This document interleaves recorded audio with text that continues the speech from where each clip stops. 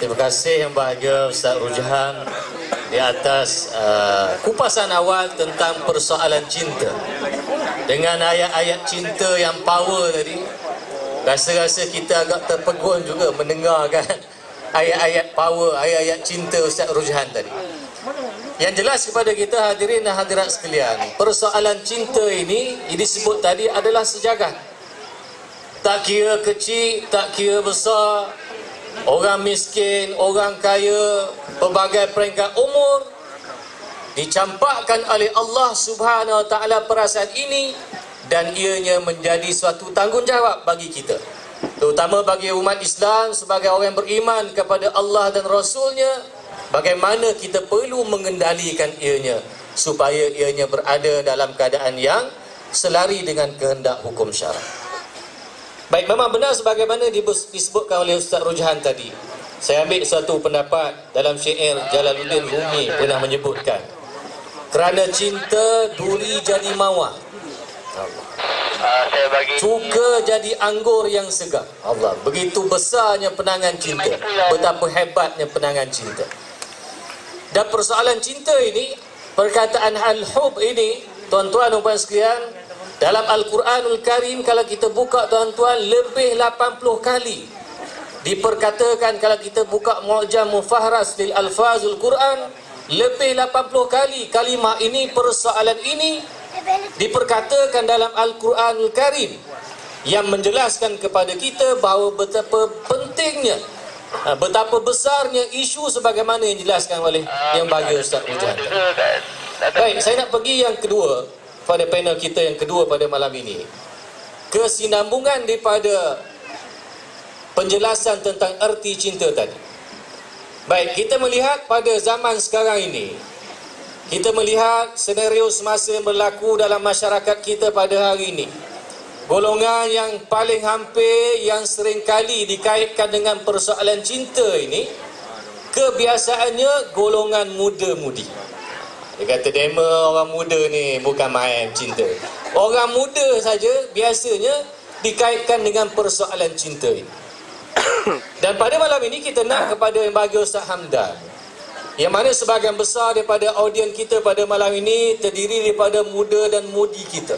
Belia-belia kita pada malam ini, moga dapat Ustaz yang bahagia Ustaz Hamdan dapat sedikit memberikan panduan kepada muda-mudi kita pada malam ini, bagaimanakah kita nak berikan panduan bercinta kepada golongan muda dan mudi ini. Silakan bagi Ustaz. Bismillahirrahmanirrahim. Assalamualaikum warahmatullahi wabarakatuh. Alhamdulillah, wassalatu wassalamu ala asyrafil anbiya wal mursalin wa ala alihi wa sahbihi wa man tabi'a bi ihsan ila yaumil amma ba'du. Terima kasih kepada Al-Fadhil Tuan Qadi selaku moderator forum perdana kita pada malam ini, rakan bicara wara forum, hormat Datuk, Deputi terhormat, tuan-tuan hadirin muslimin muslimat yang dirahmati Allah sekalian. Saya terpegun bila Ustaz Rujhan memberikan erti kata cinta. Dan cinta ialah satu benda yang bertapak di hati manusia. Kalau manusia yang tidak memiliki hati, maka alangkah ruginya dia tak mampu mengurai dan menjelaskan apa makna cinta sebenarnya. Sebab itu sekalian, apabila kita sebut soal cinta remaja, dan dikatakan tadi merupakan cinta monyet, walaupun monyet dia tak reti nak bercinta, tetapi diistilahkan nak gambarkan percintaan lah suatu benda yang menyebabkan manusia gila. Dan cinta adalah penyakit yang sukar untuk diubati, melainkan bertemu kasih dan cinta. Lalu ketika tuan, bila orang bercinta, biasanya jadi angau. Betul lah. Kalau kita terjemah yang kedua, CINTA, boleh juga kita istilahkan, bila ada perasaan ini, maka datang dalam dirinya rasa cemburu. C, cemburu. I ialah rasa indah, sonok, kata Ustaz Rujhan tadi. Yang kedua, T ialah datang rasa tanggungjawab, taat kepada pasangannya.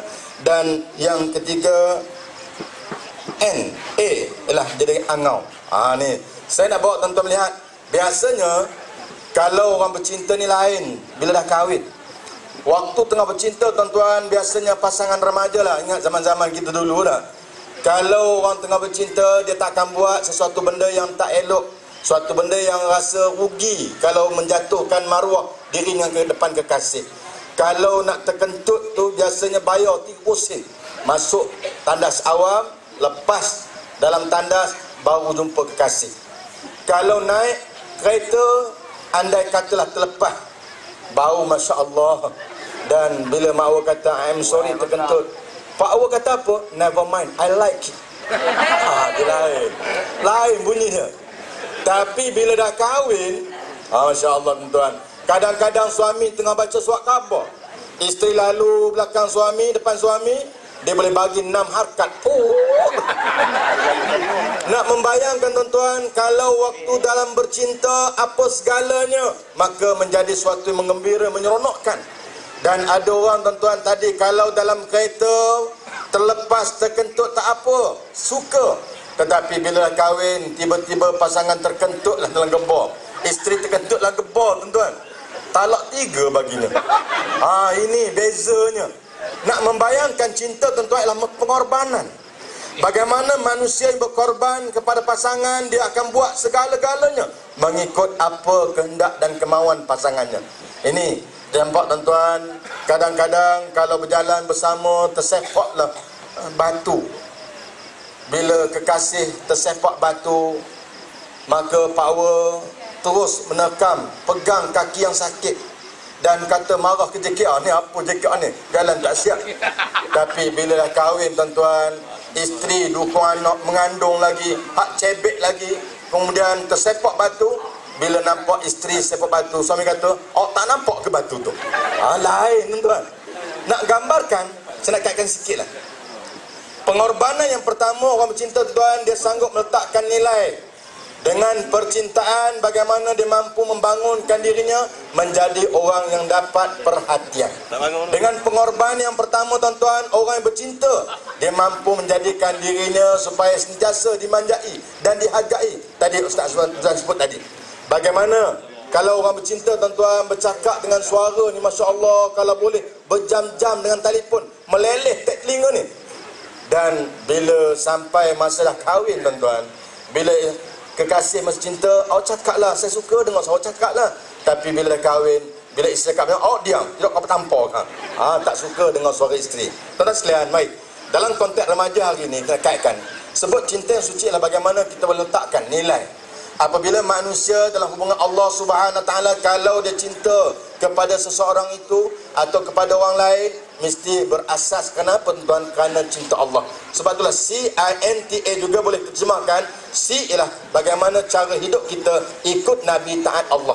Bila kita boleh bina cinta kita dengan cara ikut Nabi, taat Allah, nascaya tuan-tuan, manusia ni akan selamat dunia dan akhirat.